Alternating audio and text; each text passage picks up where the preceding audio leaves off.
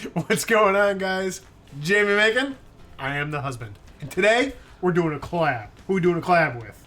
With Morgan from A Life in Crafting. Be sure to go check out her Instagram page and her YouTube channel. They will be linked below.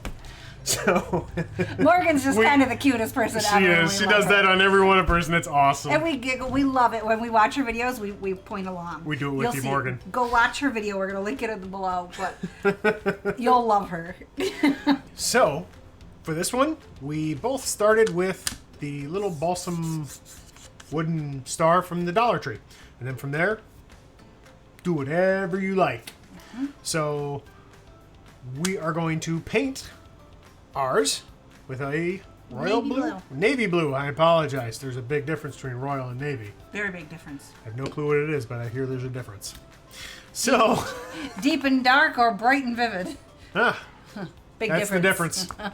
So we're going to take this and we're going to paint it. You ready? Boom. Huh? That's some painting. So Hogwarts magic right there. Your invitation's in the mail. They must have forgot my invite. So we have to put a pattern on top of this, and it's actually kind of a neat little pattern. Or kind of neat way to do a pattern. It's cool. Watch. Both of the things. Yeah. So show them how we're going to do the pattern. So I learned this from one of my friends, Robin. You take your color you want your pattern, and I wanted a very subtle pattern because that's apparently been my jam lately. So you do a really, really, really wet coat, like think watercolor of this, and we're gonna do it, and then I'm gonna show you. I'm gonna need agua. Little water. Yeah. You can totally just use a cup of water. I just have this nearby. We didn't have to get up, and this makes it easier. Yeah. So just watering down the brush? Yep. I'm going to spread this out just a little. Ooh. So then... So we are making this really, really, really, really, really wet. Wouldn't it have been easier to wet it down first, or is it beneficial to put it on here? Doesn't matter. All right, so you're kind of going for the I just washed my paintbrush kind of look. Get a little residual paint left in the brush. Yeah.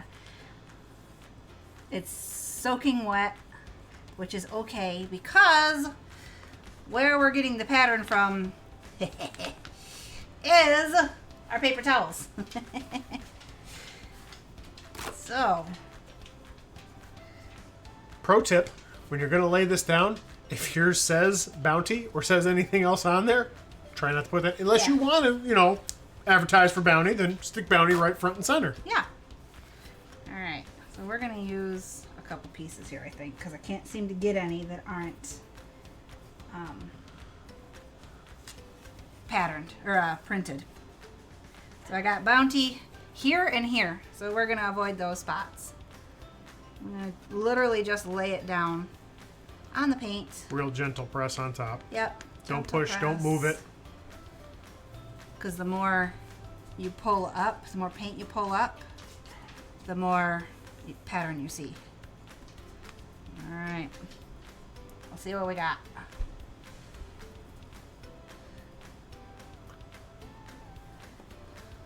Ta-da! It kind of just gives you cannot see it. I was going to say, it doesn't show on camera at all. Bringing it up.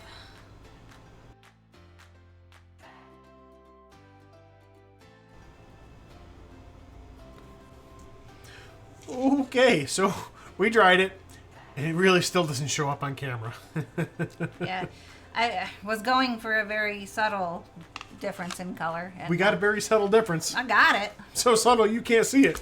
Yeah. So actually, here's one of our practice panels, we'll call it. Yeah. So when you do it with a lighter background and a darker paste, you can see, I mean, it even says Bounty. Yeah, you can see the word Bounty in there. Because I didn't see that in my paper towels until after. But that's what it looks like. And it is a really cool technique if you have a big contrast in the color. If you don't, you're just going to get a very, very, very super subtle almost just like a texture. It kind of looks like a stain where it has There different you go. colors. Different highlights and tones. Okay, so on this one, we're going to put what? Freedom. Why'd you ask? If I you don't know. I thought you were just going to go with it. I asked and answered. I knew what we were putting. I actually did forget for a second, so. So we're going to chalk a little freedom on there and then put it together as the bundle, as the flower flag. So let's get to chalking.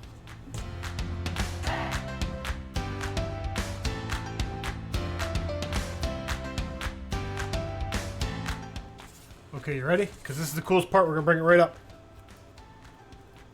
Ooh. If party. Ah. Ta-da! Okay, so we'll grab our tray and get that glued in. I'm gonna do my little tassel. Oh, you show them tassel. I'm gonna go put this over there. So I had some of these ribbons just hanging out extra, so I decided to make a really, really ramshackle tassel. This is not a professional tassel, which is why I did not show you how I made it. To be real honest. Did you say that was a ramshackle tassel? I did. That's a funny name for a tassel. It is. It's busted up. It's broken down, but you know what? It does its job. Looks purty and wags and moves and. Yeah. It's really long too, because I didn't know exactly how long we needed it to be until we put it on On the tray? the tray. Okay. Well, speaking of trays, let's get the tray up here and we'll get her popped on. This looks like a Cap. And you notice she had to put it on her head? demonstration. I'm going to zoom in on that later. This is demonstration. It actually freedom is Yeah. Freedom! All right, goofball. So, I think kind of just sits down in there. I'll drop a couple glue spots in.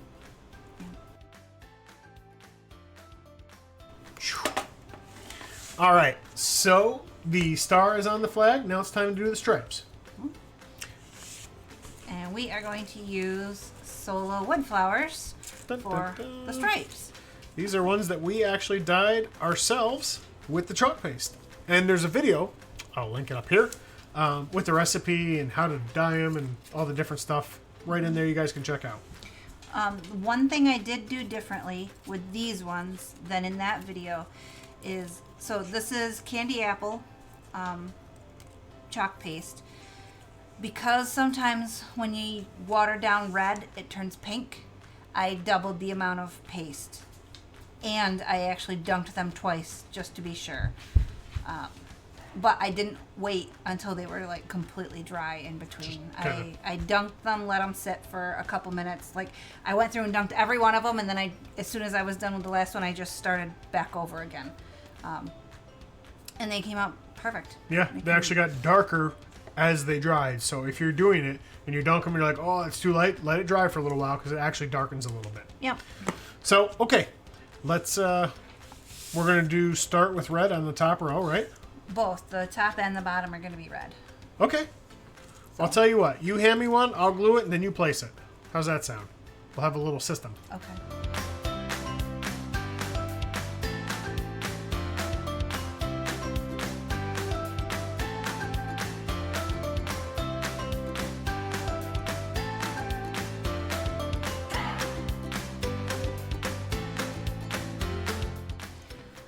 So, this little guy just got shoved over in the corner and ended up face down in our watered down blue paint. So, we're going to see what happens. It's kind of starting to suck up the blue paint right into the flower. Yeah. So, happy little accident. Yeah.